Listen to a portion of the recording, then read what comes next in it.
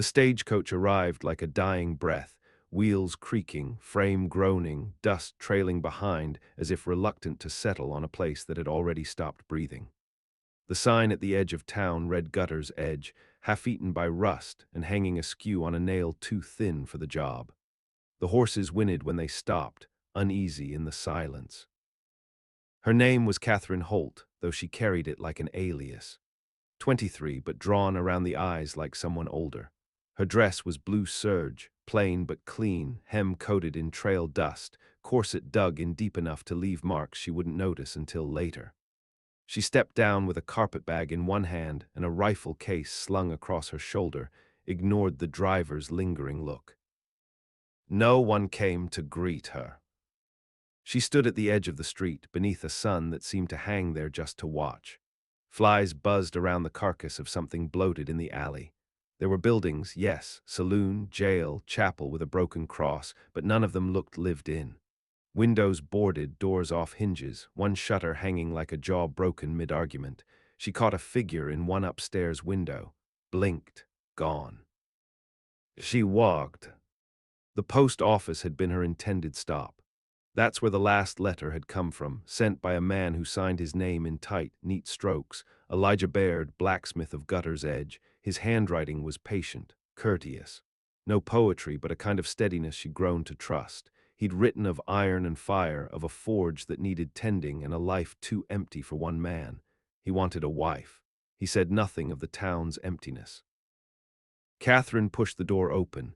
It hung too easily, hinges oiled where nothing else was. Inside, dust, a single counter and rows of boxes that hadn't held letters in years. But behind the counter sat a man. He was old, skin like folded leather, beard gone to ash, one eye cloudy. He didn't look surprised to see her. "You're here," he said. "I am. You shouldn't be. Maybe not." He looked her over bag, dress, the squared way she stood, and gave a short nod like that answer would do. Baird's place is west end of town. Forge is cold, but the building still stands. You'll know it by the chimney, tallest in Gutter's Edge. She waited for more. He said nothing else. Outside, the wind stirred only the loose things. Torn cloth, brittle paper, dust in circular dances like ghosts remembering how to move. She found the forge by smell before sight. Iron and oil and something charred, old but not dead. The building loomed, low stone and black timber, chimney like a spear thrust into the sky. The door was open. Inside, tools hung in perfect order. The hearth was cold but clean. A workbench stood bare except for a horseshoe and a hammer. She turned when she heard the voice behind her. "You came." He was taller than she imagined. Broad shoulders, black apron over brown shirt, hands like they'd been carved from Riverick, scars along his arms. His eyes were strange, not cruel, not kind, but watching her like she was a blueprint he needed to study. "You're Elijah Baird," she said. "I am." "You didn't say the town was." "Dead," he finished. "It's not yet." She held his gaze. "There's no one here." "There will be. The place has waited long enough." "For what?" He looked at the hearth like it had whispered something to him. "You." She laughed, but it came out dry. He stepped aside. "There's a room upstairs you'll want rest." "I didn't come here to sleep." "No," he agreed, "but you'll night it." The mattress was stiff but clean. There were no personal things, no clothes, no books. The walls were bare. She unpacked in silence. Her rifle she kept by the bed. As she slid off her boots, she listened for sounds, none. Only wind and creak and the way the house seemed to breathe. Sleep came like a thief, slow and unwelcome. That night, she woke to a hammering sound. She rose barefoot, gun in hand, and crept down the stairs. The hearth glowed red. Elijah stood shirtless before it, swinging the hammer slow and methodical against iron that didn't spark. There was no metal on the anvil, no shape being made, just rhythm. He stopped when she stepped into the light. It's not done, he said, voice low. What's not? The forge. It's not even lit. He looked at her, sweat on his brow. It will be. She didn't sleep again, not that night. The next day she walked the town. No one stopped her, no one watched, but she found things. A doll's arm beneath the saloon's porch. A ledger in the chapel, last entry dated 4 years ago. In the sheriff's office, a single bullet had been placed on the desk, beside a nameplate, Marshall R. Tyne. No sign of him. Back at the forge, Elijah had stoked fire from nothing. Coals glowed, the hammer sang. He worked in silence, shirt soaked through, veins standing in his arms. Catherine watched. You lied, she said. I said what I had to. You told me there was a life here. There is under the dust, under the rot. It needed you. You keep saying that. He stopped, looked at her with a strange softness. Some places don't want to die. Gutter's Edge is one. It remembers, it calls. You heard it. I answered your letter. I never sent one. The silence hung thick. Catherine's jaw tightened. I have the paper, she said.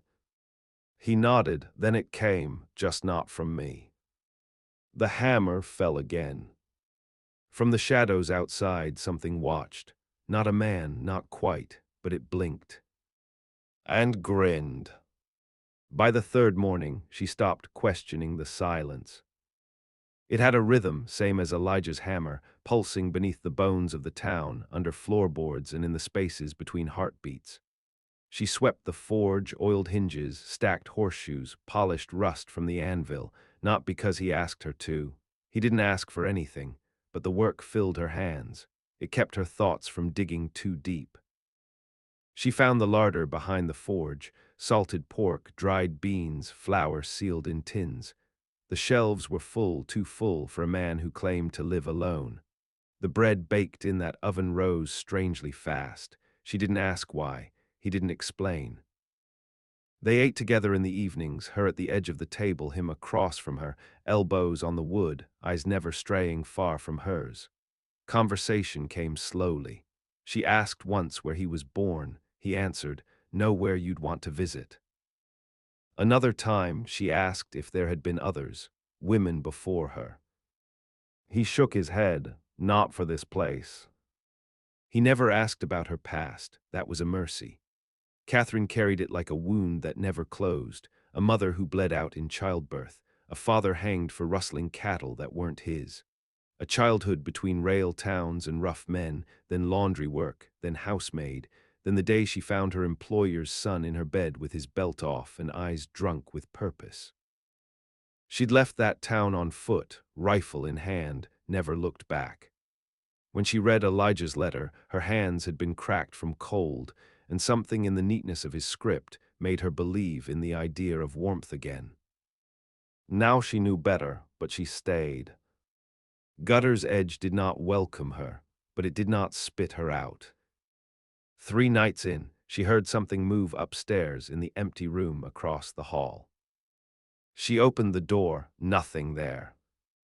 But the rocking chair swayed slightly, as if someone had just risen. She closed the door without stepping inside. The next day she saw a child watching her from between the shutters of the old general store. A girl no older than 8, dirty face, pale dress, hair like straw. Catherine blinked, the shutters were still. She stood in the middle of the street and shouted, I saw you. Wind answered. Elijah didn't lift his eyes from the blade he was shaping. You said the town isn't dead. I did. But it's not alive either.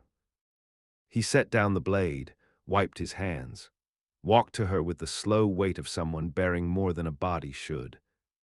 It's in between, he said. Not all graves are dug in the ground, some are places, and some places don't stay buried. You talk in riddles. I talk in truths. Catherine stared at the chapel. The cross was gone completely now. Something had taken it. Clean, no splinters left behind. "Why am I here?" she asked. He studied her, quiet for so long she thought he might not answer. "Because you can carry it," he said. "Carry what?" "The weight." That night the dreams came. They weren't hers, she saw through someone else's eyes. A man running, lantern swinging, blood on his hands, someone else. Voices behind him calling for judgment, a noose, flames licking the frame of a church. She woke with the taste of smoke in her mouth. Elijah was at the forge again, shirtless, hammer rising and falling with relentless grace. Sparks flew, metal screamed. She stood in the doorway. Why do I dream what I don't remember? He didn't turn, because the town remembers, and it's giving the pieces to you. She felt cold despite the fire. "They killed someone," she said, "years back." "Yes." "Who?" "Many." He let that hang. She walked the town again that day, but slower now, listening, watching. At the edge of the schoolhouse, she found chalk drawings on the wall, children holding hands, one of them headless, a game, a warning. Behind the saloon, she found bones, not animal. She buried them. The forge glowed through the night. Elijah didn't rest. She heard him muttering once, low and deep, words not in English. On the fifth day, she found the first of the letters. It lay folded beneath her pillow. Cream paper, same neat script, but it was not a copy of the one she'd received. This one read, "If you come, you'll remember. If you stay, you'll see. If you run, you'll bring it with you." No signature. She didn't show Elijah, but he looked at her that evening over dinner and said, "It's starting." "What is?" "The reckoning." A storm came that night. Wind hammered the shutters. Rain struck like nails from the sky. The forge blazed brighter. She saw him working in it, his skin glowing, metal warping beneath his hand like it wanted to obey. She stepped outside, soaked in seconds, and watched the lightning strike the sheriff's office. When morning came, the door to the jail swung open. Inside, the bullet on the desk was gone. Catherine walked back to the forge. Elijah met her at the threshold, rain still dripping from her sleeves. "They're coming back," she said. He nodded, piece by piece. "Why me?" "Because they listen to you." "What are they?" He looked to the sky, what's left. Behind her the town creaked, boards shifting. Doors that hadn't moved in years standing open. Footprints appeared in the wet dirt, bare feet, small, a child. The girl from the general store stood in the middle of the street, eyes wide. She pointed at Catherine. "You're the one who lived." And vanished. On the seventh day, the wind changed. It no longer smelled only of dust and iron, but of burning pine, of wet leather, of old things risen. Catherine stood on the forge roof and watched as smoke curled from buildings that had no fire, as if gutter's edge remembered its own burning and had chosen to reenact it. The blacksmith didn't speak that morning. He simply lit the coals, handed her a length of iron, and nodded toward the bellows. She took her place beside him. She hadn't asked to be taught. He hadn't offered to teach, but her hands moved as if they'd done the work before. Muscle remembered, even if her mind did not. Elijah shaped something small and precise, a chisel, then a hook, then a bolt with threads so fine they looked etched by a jeweler's tool. Catherine worked on horseshoes, not for any horse that lived in this town, but she made them, one after another, and lined them up in rows beside the door.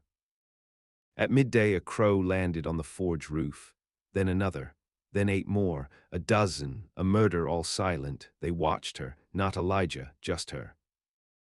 She stared back. The third letter arrived in her apron pocket. She hadn't placed it there. Don't speak the names out loud. They'll hear. Let them stay forgotten unless you want them whole. She folded it into her bodice and said nothing. That night the church bell rang. It hadn't done so since her arrival.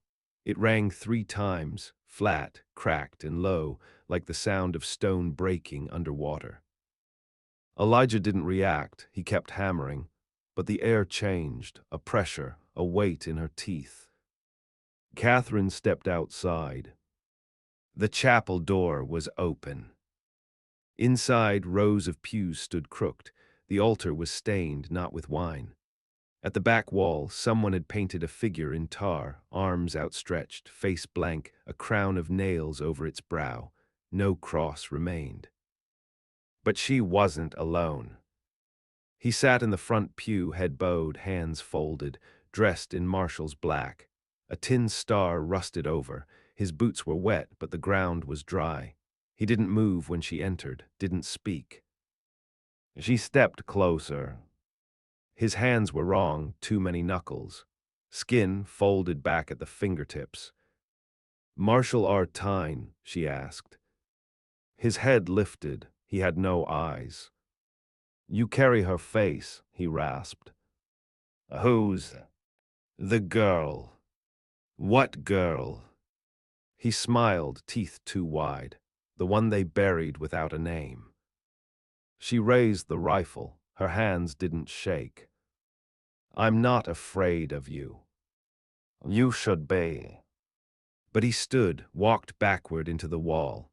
The figure behind the altar opened its arms. The marshal sank into the paint, vanished. She left the chapel and found Elijah waiting in the street. "You saw him," he said.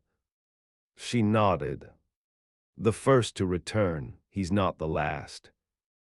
"Why now?" "Because you let the forge burn again." She turned on him. "What does that mean? You talk like I came here with some purpose, like I'm part of this place's sickness." "You are, because you're the cure." "I'm not anything." He took her wrist, not gently, placed her palm to the center of his chest. The heat under his skin was inhuman. She felt the thrum of the forge inside him, the rhythm of hammer and flame and weight. "You think you answered a letter," he said. "You didn't, you followed the fire." Catherine tore her hand away. "I'm not who you think." He stepped back. "No, you're more." The next morning she found a footprint beside her bed. Bare, small. She followed it out into the hallway, into the forge, across the ashes of the cold coals, up the ladder to the attic where neither she nor Elijah had yet stepped. It was full of dolls.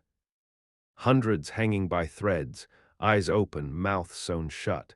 They moved gently as if breathing in unison.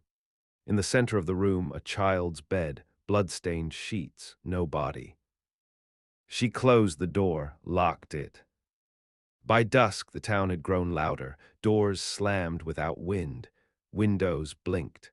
The saloon played music from a broken piano. She heard laughter, then weeping. At the cemetery, names began carving themselves into stone. Slowly, one letter at a time. She watched a headstone shape itself for a Clara James, age 9, then crumple to dust before it finished. Elijah waited on the porch, arms crossed. It's choosing which stories matter. What happened to them? Gutter's Edge was built by theft, gold stolen from native veins, rail stolen from other men's bones. The town fed on pain, and when it ran out of outsiders to chew, it turned inward, killed its own. And you. I was forged in it. Meaning, I was the hammer, never the hand. Catherine shook her head. No, no more riddles. What are you? Elijah stepped down from the porch, walked to her, eyes hot. I'm the shape pain takes when it decides to protect instead of punish. I'm what's left when vengeance burns too long. She looked past him. The general store door was wide open. The girl was standing just inside, holding something in her hands. A bonnet stained red.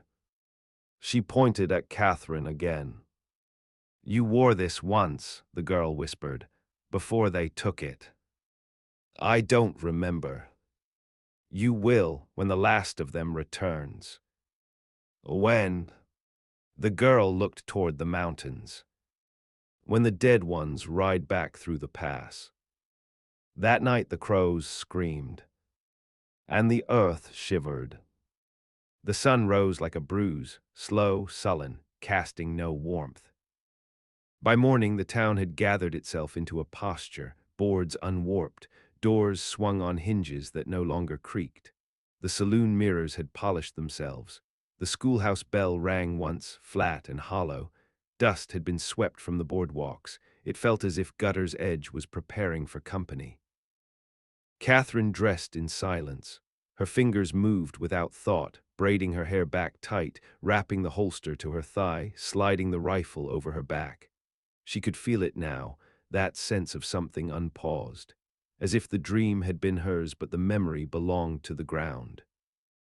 When she came down, Elijah was already outside, standing in the middle of the road. "They're close," he said. "How close?"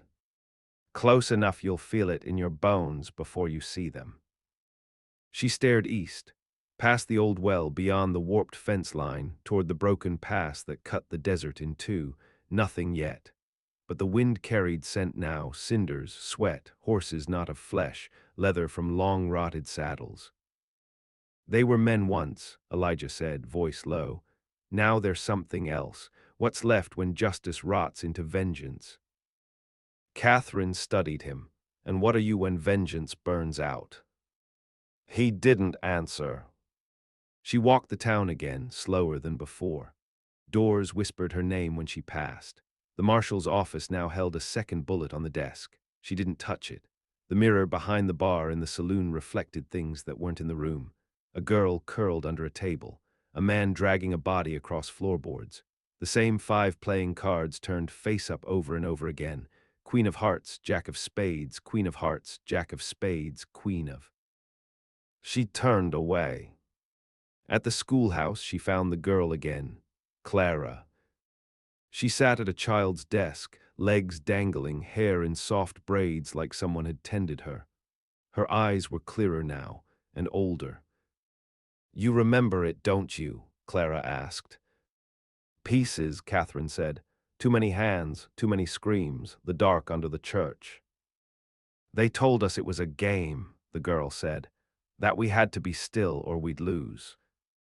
"What happened?" "They lit the fire," Clara whispered, "and told us to hush." Catherine sat beside her.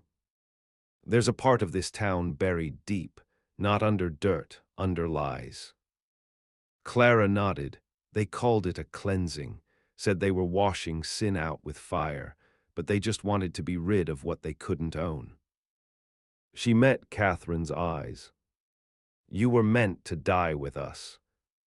"Why did I?" "You were pulled out," Clara said, "by someone who didn't follow orders, someone who paid for it." Catherine's throat tightened. "My mother." Clara nodded. "She burned alive in that cellar," Catherine said. "No," Clara whispered. "She fought in that cellar, long enough for them to believe you'd been taken, long enough for someone to slip you past the edge." Catherine didn't feel the tears fall, only the heat. She left the schoolhouse and crossed back to the forge. Elijah stood with a hammer in one hand and a horseshoe in the other. "You knew," she said. "I did. You let me believe. I let the truth come when you could hold it." She slapped the horseshoe from his hand. "I could have held it sooner." He didn't flinch. "No, you'd have run. You'd have gone and brought it with you." She turned from him, but not far. "What happens when they ride in?" "They'll call for what was taken. They'll offer a pact. And if I say no?" They'll tear the town apart until it finds your blood. Catherine looked at the sky. The clouds had vanished. The sun burned pale and directionless. Elijah, why me? Because you were the last one to be unloved by this place. That gave you power. I'm not strong. You're still here. That night the earth trembled in earnest. Catherine stood at the edge of town with her rifle across her chest and a knife she didn't remember owning tucked into her boot. They came just before the moon. 6 riders.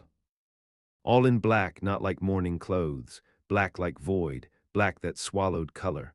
Their horses bled ash from their hooves, no reins, no saddles, just shadow stretched into shape. The first rider wore a preacher's collar. The second, a bonnet spattered with old blood. The third had a face Catherine knew, the marshal, smiling wide, eyes still empty. The fourth bore no face at all. The fifth was a child. She recognized him too. He'd laughed when her mother screamed. The sixth rider did not dismount. He sat straight-backed, hands on knees, eyes fixed on Catherine. He was the one who'd ordered it, the fire, the hush, the lie. "Catherine Holt," he said, voice like stone dragging through water.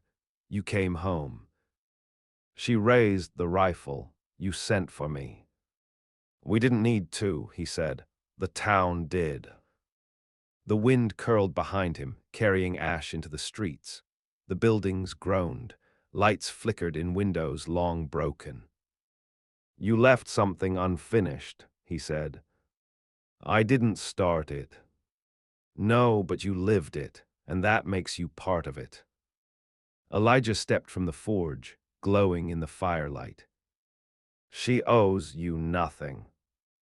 The man on the horse ignored him. She lived because the fire was kind to her. Now she must return what was spared. Catherine stepped forward. "You want a name?" she asked. He blinked. "I'll give you one," she said, "the one I remembered last."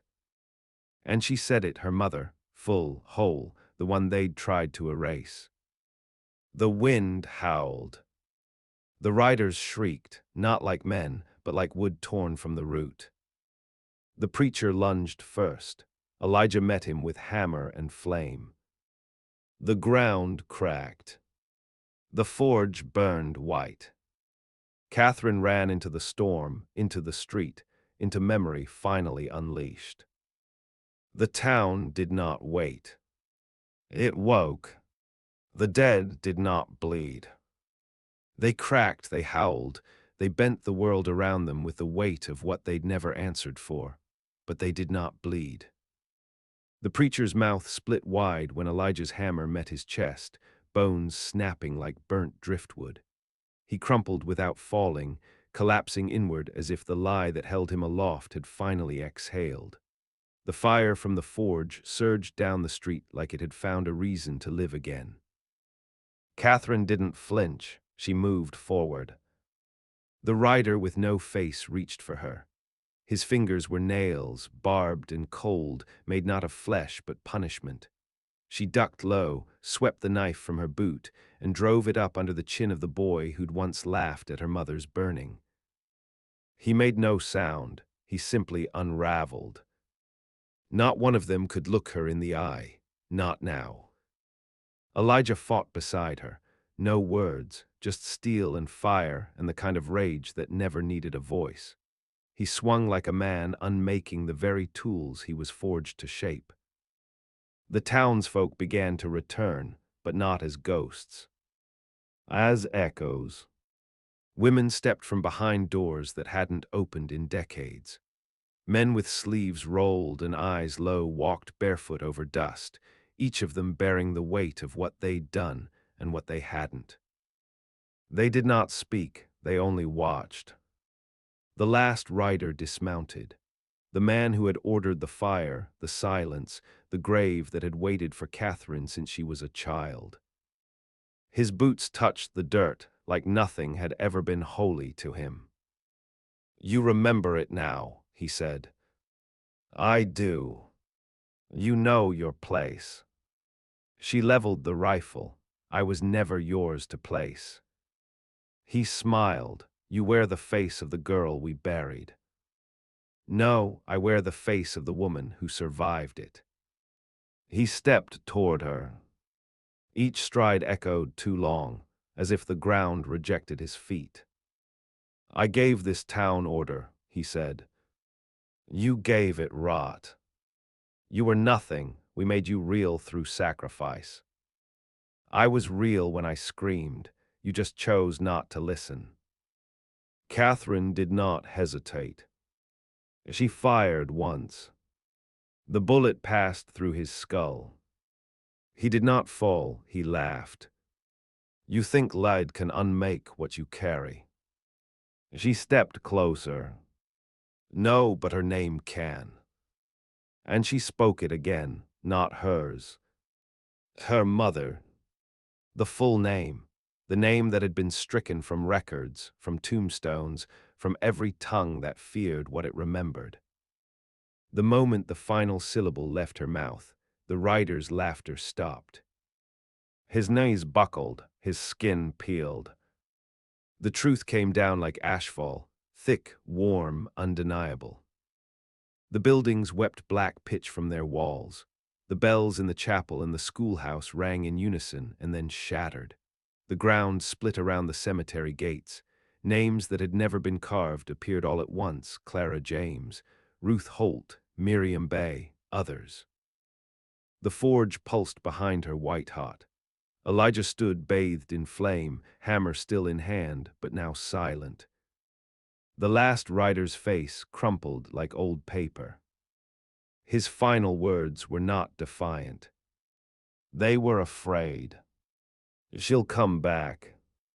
Catherine stepped forward. She never left. She buried the knife in his chest, not to kill, to mark, to make it final. The rider shattered, no scream, no light, just gone. The wind stilled. The fire died down. And the earth was quiet. Gutter's edge did not disappear, it did not crumble, it settled, like something had finally been laid to rest. Catherine stood in the middle of the street, hands stained, throat raw, breath sharp.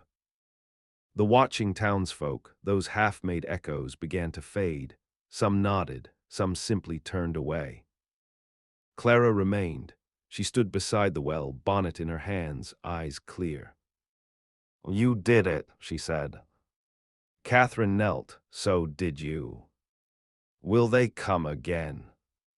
No, Catherine said, not for this place, not while it remembers. She rose.